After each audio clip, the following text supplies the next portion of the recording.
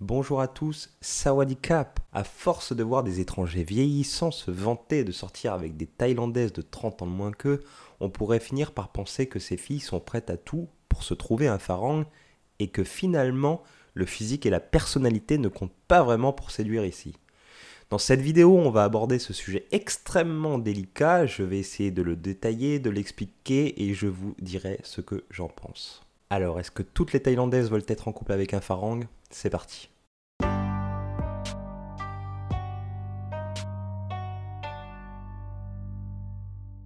Pour comprendre ce phénomène, il va falloir détailler les classes sociales que l'on peut trouver ici. Tout en bas de l'échelle, évidemment, vous avez les pauvres. Je n'aime pas trop ce terme, mais il faut appeler un chat un chat. Ensuite, vous avez la classe moyenne, les smicards. Actuellement, le SMIC, il est aux alentours de 300 € par mois en Thaïlande. Ensuite, on va retrouver la classe supérieure, ceux qui commencent à avoir des bons postes, les chefs, les patrons de petites entreprises, les fonctionnaires. Et enfin, vous avez les riches, les ingénieurs, les médecins, les gros patrons, etc. Quand on énumère ces différentes classes sociales, évidemment, c'est du classique, c'est comme partout dans le monde. La seule différence est que dans bon nombre de pays d'Asie, et en l'occurrence en Thaïlande, on commence à parler de caste. Et il faut savoir une chose, entre castes, on ne se mélange pas. Une fille d'agriculteur ne pourra en aucun cas se marier avec un fils de banquier ou un fils d'ingénieur, et vice-versa. Ici, une fille issue d'une famille très pauvre ne va pas avoir accès aux études, ou du moins c'est vraiment très rare. Donc forcément, elle n'aura pas 40 choix pour son avenir. Très certainement un métier où elle ne gagnera sans doute pas le SMIC. L'une des seules portes de sortie qu'elle aura pour aspirer à une vie meilleure, c'est finalement de se trouver un étranger sur internet ou bien malheureusement aller se prostituer dans un bar. C'est évidemment avec ce genre de fille que tu auras le plus de chances de conclure et de ce fait de trouver une petite amie. C'est très souvent ce qu'elle cherche d'ailleurs. Il ne faut pas penser que la petite paune qui descend d'Isan pour aller travailler à Pattaya, elle vient à Pattaya pour le plaisir de passer un moment avec John, ensuite avec Mike, ensuite avec Michael. Très clairement, le but est de trouver un petit ami le plus vite possible, le montrer fièrement à sa famille et à ses amis, montrer que maintenant elle a quelqu'un qui pourra prendre soin d'elle et de ses proches et qui fera un bon mari pour le meilleur et pour le pire. Et quand je dis le pire, je ne parle pas forcément du cliché qui dit que la petite nénette va tout te piquer et te laisser sur la paille. Bon nombre de Thaïlandaises qui trouvent leur mari à Pattaya ou dans ce genre de destination s'aperçoivent après coup que leur petit farang, il est plutôt alcoolique, plutôt fidèle et il fait pas beaucoup d'efforts pour comprendre la vie et les traditions thaïlandaises. Mais ça, évidemment, personne n'en parle sur YouTube. Pour ceux qui ont vu le fameux reportage Mon cauchemar, j'ai épousé une Thaïlandaise, on aurait tout à fait aussi pu appeler ce reportage Mon cauchemar, j'ai épousé un alcoolique. On peut clairement voir que la fille n'est pas un ange, ok, le plan était bien établi, mais pendant 45 minutes de reportage, on est face à un type qui boit de la bière du matin au soir. Quand il retourne dans le village où il vivait avec sa femme, il retrouve ses potes au bar qui disent clairement qu'ils viennent là quasiment tous les après-midi et qu'on ne vienne pas me dire qu'il est sans doute devenu alcoolique suite à leur séparation. Dans le reportage, ils font souvent référence à ça. Même lui le dit, il n'avait pas assez pour s'acheter une bière, sa femme le dit, qu'il était très souvent saoul. Alors quelle femme a envie de vivre avec un mec qui passe ses après-midi au bar, franchement? En Europe, une femme ne l'accepterait pas. Pourquoi une Thaïlandaise devrait l'accepter? Petite précision quand même, je ne dis pas que l'histoire de la Thaïlandaise qui va tout piquer n'existe pas, évidemment ça serait manquer de respect à beaucoup d'hommes qui ont tout perdu malheureusement ici. Par contre, je dis seulement qu'on ne connaît pas toute l'histoire. Et malheureusement sur les réseaux sociaux, on accable toujours la fille, mais clairement moi quand je regarde ce genre de reportage, je me pose des questions. Finalement, je me dis que c'est pas si étonnant que beaucoup d'hommes se retrouvent à la porte. Bref. Ensuite, on a la fille de la classe moyenne et on va mettre aussi la classe supérieure parce que c'est quasiment pareil. Déjà, ce genre de filles ne te regardent pas spécialement dans la rue. Généralement, ce genre de filles, elles essaient de faire de bonnes études pour améliorer encore un peu plus le niveau de vie de leur famille. Son objectif dans la vie, c'est de se trouver un très bon job. Pour elle, sortir avec un étranger, c'est un peu comme devenir une fille de bar aux yeux de la société. Pour vous donner un exemple concret, la mère de mon enfant vient justement de cette classe. Je sais très bien qu'au tout début de notre relation, le regard des autres a été très compliqué pour elle. Et de ce fait, compliqué pour moi aussi de la mettre dans cette situation. J'ai le souvenir dans un marché de nuit au tout début de notre relation, au Money Market justement, c'est pas très loin d'ici, à Nonthaburi, toute une tablée de jeunes Thaïlandais nous regardaient en se marrant et en parlant un peu fort.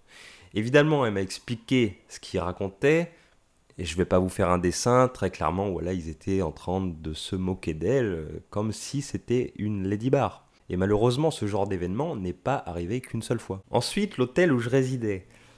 Il a fallu à peu près 15 jours pour qu'elle accepte de monter dans ma chambre, le temps que le staff voit qu'on se fréquentait et que ce n'était pas une fille de passage. On est loin des clichés quand même. Après quelques mois de relation seulement, et quelques allers-retours entre la France et la Thaïlande, j'ai enfin pu rencontrer ses amis, aller la chercher à la fac, et par la suite rencontrer sa famille. Petite précision encore, quand je dis que ce genre de fille ne va pas te regarder dans la rue, évidemment, un coup de foudre, ça peut arriver. Évidemment, comme partout. Moi, mon expérience personnelle, certaines dans la rue me regardent, mais c'est clairement pas en permanence. Mais allez savoir, peut-être que je ne suis pas assez vieux pour plaire à ces jeunes femmes. Je ne sais pas. Et enfin, on va trouver les riches. Alors, là, je dirais pas que c'est mission impossible, mais presque. Ici, les riches, ils sont très, très riches. Toi, en France, tu roules dans ta Benz, t'as l'impression d'être le roi du pétrole. Ici, un riche, il est en Lamborghini toute neuve. Et il est beau gosse. Et il a 25 ans. Donc même si tu es très riche, une Thaïlandaise n'aura pas vraiment d'intérêt avec un Farang, même s'il est friqué. Et je pense d'ailleurs que la famille ne l'accepterait pas vraiment pour des raisons culturelles. Et en plus, pour toi, ça a un coût à donner une dot de dingue. Parce que la dot s'adapte à tes finances. Plus tu es riche, plus tu vas donner. Donc, Chokdi. Bien, alors, je vous ai résumé les 3 classes de filles qui pourraient ou pas s'intéresser à un Farang, même si je précise bien, encore une fois, qu'il ne faut pas faire de généralité, tout peut arriver. Bref, passons à la suite.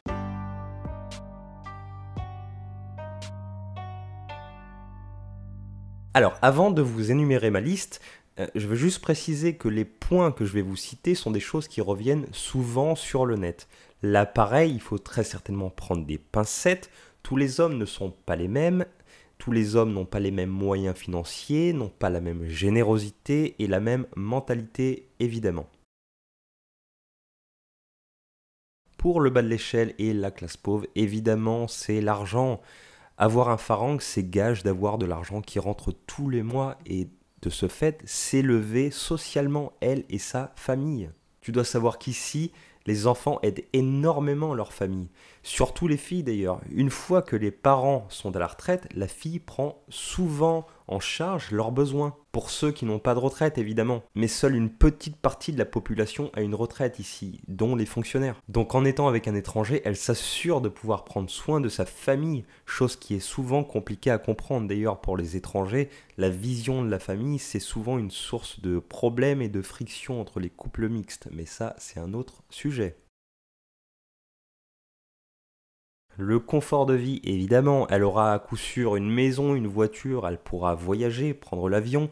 Ça peut paraître anodin pour un Européen, mais quand tu ne travailles pas ici, tu n'as pas d'argent, il n'y a pas de chômage. Avoir la chance de pouvoir voyager sans se poser de questions sur le lendemain, pour une Thaïlandaise, c'est une révolution. Quand j'ai rencontré la mère de mon enfant, elle était étudiante. Elle allait donc à la fac du lundi au vendredi et parfois même le samedi et le dimanche. Le soir, après les cours et les week-ends, elle allait bosser pour payer ses études et aider sa famille. Pendant les vacances scolaires, pareil. Elle faisait des journées où elle restait 10 à 12 heures sur son lieu de travail. Pour rentrer chez elle, elle restait 1 à 2 heures dans les bouchons. Et elle avait un dimanche de repos tous les 15 jours. Tout ça sans se plaindre. On se plaint souvent en Europe du travail qui est dur, mais quand on voit comment ça se passe dans de nombreux autres pays, ça permet de prendre un petit peu de recul et de se remettre en question. Les cadeaux. L'étranger est réputé pour faire plus de cadeaux qu'un Thaïlandais. Évidemment, on a plus d'argent et le genre de fille que tu peux séduire, si elle avait un petit ami de sa classe sociale, il ne pourrait pas financièrement se le permettre malheureusement. Et d'ailleurs, si tu as été ou tu es en couple avec une Thaïlandaise, tu sais à quel point un cadeau peut tout changer. Tu sais qu'acheter une crème pour la peau ou un vêtement peut t'éviter un drame si tu as fait une connerie. Un drame. La fidélité. On est réputé pour être plus fidèle que les Thaïlandais.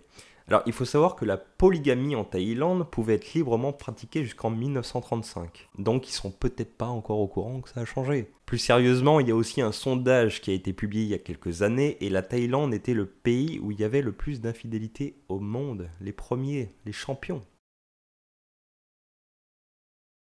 On accepte les enfants d'une ancienne union, chose qu'ici, les hommes acceptent très rarement. Bon nombre de filles qui se remettent en couple laissent leurs enfants chez les grands-parents parce que le nouveau copain ne veut pas élever et payer pour l'enfant d'un autre. Je l'ai vu dans mon entourage ici. Des gens que j'ai connus, alors c'est évidemment quelque chose que je ne suis pas capable de comprendre. Ça existe partout, je le sais évidemment, même en France, mais ici, on m'en a souvent parlé et je l'ai malheureusement constaté.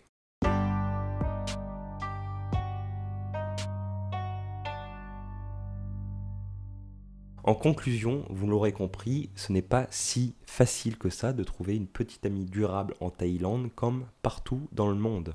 Les beaux sourires et les invitations que l'on peut trouver dans ces quartiers à filles ne représentent absolument pas la réalité d'un étranger en Thaïlande. Et le meilleur conseil que je puisse donner aux curieux est encore de sortir de ces rues flatteuses avec une lady évidemment, mais surtout avec une vraie Thai lady qui saura vous montrer toute la beauté de son pays.